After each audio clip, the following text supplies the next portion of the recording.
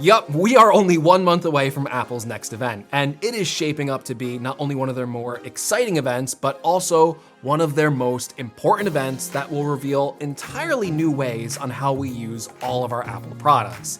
Yes, at this event, we will see the first glimpses to revolutionary changes coming to iOS, iPadOS, and macOS.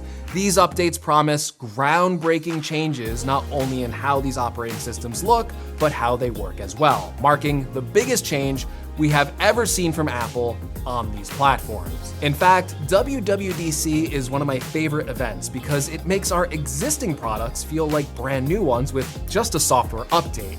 And there's going to be a lot of new features coming to the iPhone 16 Pro in iOS 19. And if your software is getting a brand new look, why not treat yourself to a fresh new look on your iPhone with a Taurus O Air case? These cases, dare I say, are going to look right in line with iOS 19's new glassy transparent design, and they feature bold colors and various unique styles that go right along with your own personality. I mean, it is no mistake I chose this beautiful green case for my 16 Pro Max.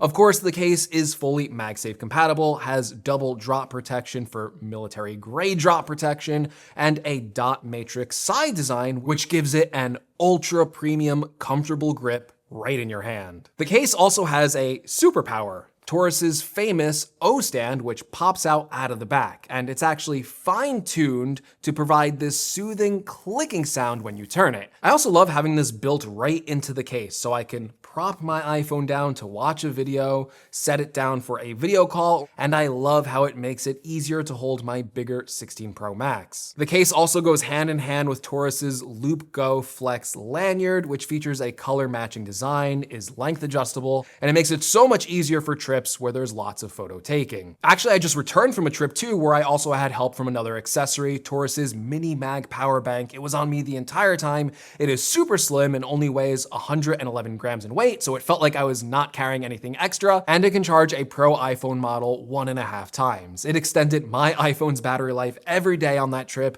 thanks to the crazy secure magnets on the back, and it is an essential travel item for any iPhone user. To get your own Taurus accessories, click the link in the description, and thank you to Taurus for sponsoring this video. All right, let's start with the most exciting update to come out of this event, iOS, because Apple is planning a huge overhaul in iOS 19, with reports from Mark Gurman and many others saying that iOS 19 will feature a brand new design with the biggest design change Apple has made since iOS 7. This will include a new glass-like appearance with more depth added to the user interface elements.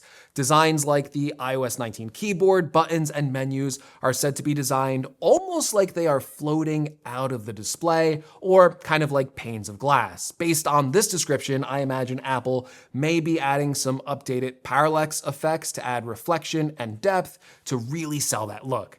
And that lines up perfectly with the rumors that a lot of these design changes are inspired by Apple's most recent platform, visionOS. There's also reports indicating that there may be some sort of change to the appearance of app icons in iOS 19. Early reports indicated that Apple could be changing the very shape of the app icons on the home screen from the iconic squares with rounded corners to just full-fledged circles, or even something in between a traditional circle and what we currently have. Now, while new icons would be a huge visual change and something Apple could easily add to iOS 19 to make it really marketable, I don't think these rumors are true. Sure, Apple has platforms with circular icons. visionOS, the Apple Watch, they both have circular icons, so it is not unreasonable to think the iPhone could adopt them too. However, circular icons make sense on the Apple Watch, where space is very, very limited, so adding squares here wouldn't make sense. And on visionOS, the interface is controlled by your eyes, so I think a circular icon would make more sense there as well. For iOS, everything about the current system is designed around the shape of the existing iconic app icons. Even widgets, the way the corners are rounded, look like the app icon. So changing all of that design language all at once would make the iPhone look unrecognizable. Let's face it, these shapes are pretty iconic. These have been the app icon shapes since the first iPhone, and there's a lot of history behind them. So Apple changing those icons just seems unlikely to me, and when Apple has a distinct visual advantage or brand identity, it is rare that they change it just for change's sake, unless the improvement is vastly better than what came before it.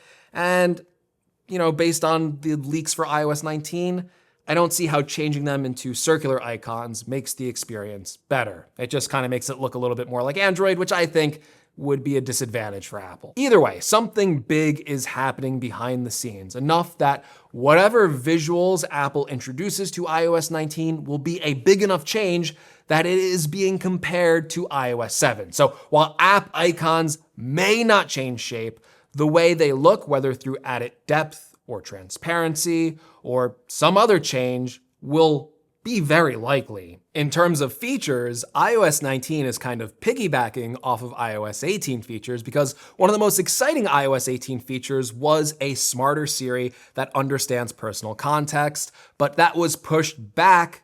We all know that, right? Like they were going to release it with like iOS 18.4 and it got delayed. But the New York Times is reporting that this new and improved Siri is scheduled to release with iOS 19 in September. So in a year that was supposed to be maybe a little bit more light on features, iOS 19 is benefiting from this Apple Intelligence delay because now this is going to be a more full-featured update because of it. And Apple is just planning to use AI in a lot of new ways in iOS 19. They're planning to use it for battery management to make your battery life last longer, and they're trying to make it easier to connect to things like public Wi-Fi. So if you connect on one device, it will connect on all devices. Now, while iOS 19 is obviously the most anticipated update, it's the iPad with iPadOS 19 that may end up with the biggest change this year and may fix many of the complaints that people have had with the iPad since it was released. That's because iPadOS 19 is rumored to be getting a major overhaul to make it more like, you guessed it, the Mac. Yeah, leaks and rumors say that iPadOS 19 is going to heavily focus on fixing productivity, multitasking, and app window management. Where have I heard that before? And this update for the iPad is solely focused on addressing the complaints of a lot of iPad power users. So I guess me.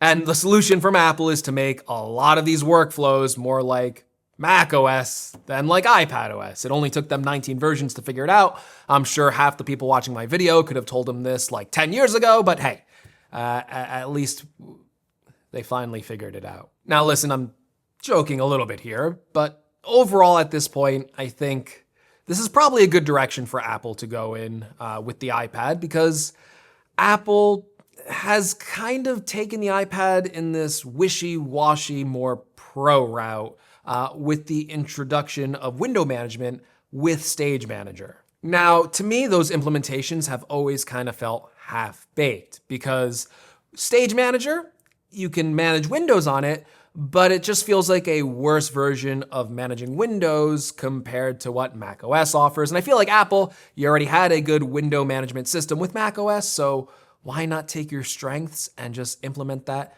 into the iPad? Like, you don't have to reinvent the wheel. You already figured out how to manage Windows perfectly on Mac, so just bring it over to the iPad. And in the past, where I would kind of be against like a hybrid operating system with iPadOS, well, when Apple introduced Stage Manager, they already introduced 2 separate modes. So if you want to go into Stage Manager, you have to swipe down from Control Center and hit a button to toggle it. So since Apple has already kind of opened Pandora's box on 2 separate iPad modes, just kind of bring over like a more full-fledged version of macOS to the iPad. And you could even make it easy for iPad users to kind of auto-detect this when they have the Magic Keyboard accessory attached. You can kind of give them this new full-featured macOS mode, and then when the keyboard's detached, you can give them the traditional iPad experience they know and love. Personally, I would love to see the option to run full macOS apps on the iPad. I love how advanced my iPad Pro is. It has cutting-edge hardware. The screen is more advanced than anything on the Mac right now. So being able to utilize its power and sleeker hardware is a win in my book. With all that being said, I am holding my expectations and excitement back, considering Apple is still apparently trying to keep the iPad its own unique platform. So with that in mind, how many macOS features and workflows are honestly actually going to come to the iPad? I imagine there's still going to be some sort of drawback compared to working on an iPad compared to a Mac, because Apple is dead set on keeping the experience separate. So yes, expect some macOS-like features to come to the iPad, expect some improvements to multitasking, but don't expect full macOS, which is what I kind of hope they would maybe bring. Speaking of macOS, in a strange way, both operating systems are set to be more like each other, specifically in the design department. That's because just like the iPhone and the iPad, Apple's big push this year is to make all the operating systems feel very similar to each other without them being the same. For example, a user that knows how to navigate iOS settings should be able to navigate macOS settings just as easily. Or if there's a certain menu or icon or a shape, they should look visually similar across all devices to make working with each platform feel more intuitive, feel more fast, and the same, but not the same. Same, but different. But when you think about it, that is a huge change if Apple is going to follow through on this. Complete overhauls to the icons, the menus, the buttons, new window styles, more translucent, glossy user interface designs. All the things I mentioned on iOS 19 are supposed to make their way to the iPad and to the Mac. And one of the most exciting things about WWDC this year is that Apple is really working hard at making these platforms work better together. It will be an interesting thing to hear Apple say that while also defending while these are all separate platforms still. Like, I get the iPhone, but the iPad and the Mac, I'm not sure about that at this point, and how these visual changes will enhance each user interface. But that does lead to one of the more interesting rumors out of this design refresh, which is the possibility that macOS software will be redesigned to work with a touchscreen display. Yes, I know we've been here with these rumors before, but apparently it's happening this time. Apparently, with the redesigned MacBook Pro that will be coming around 2026 or 2027, it will be a major redesign for the MacBook, with rumors of the first touchscreen OLED display making its way to the Mac. That means if we are getting touchscreen functionality, don't expect Apple to necessarily announce that at WWDC, but be prepared to look for clues in how macOS is designed that may make certain user interface elements a little more touchscreen friendly than they have been in the past.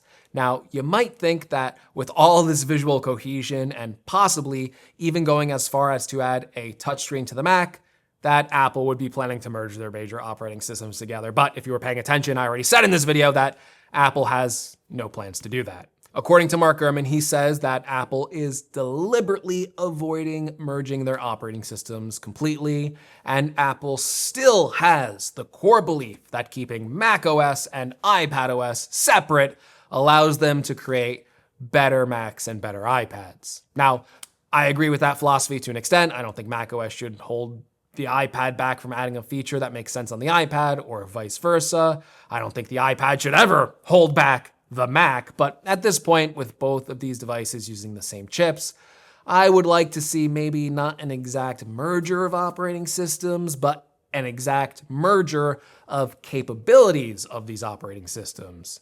Like, if I can do something on macOS, like managing multiple monitors or multiple audio sources, I should be able to easily do that on iPadOS as well. That is all to say, we are not 100% clear on all the details yet, but it does seem like this year is going to be a huge year for Apple software, and I am excited to see what kind of features and what kind of design they are going to bring to iOS, iPadOS, and macOS to make them more like each other, but also still keeping their separate strengths. But let me know in the comments below, are you excited for these rumored updates to Apple's platforms, and which update are you most excited about? Personally, I am beyond excited to see what this new iOS design looks like, and I am also really curious about these iPadOS updates because I think it needs to be able to compete better with the Mac at this point. As always, if you like this video, be sure to give me a like. If you want to see more, make sure you're subscribed. We are only 1 month away from WWDC. And as always, thank you so much for watching, and I will catch you all in the next one.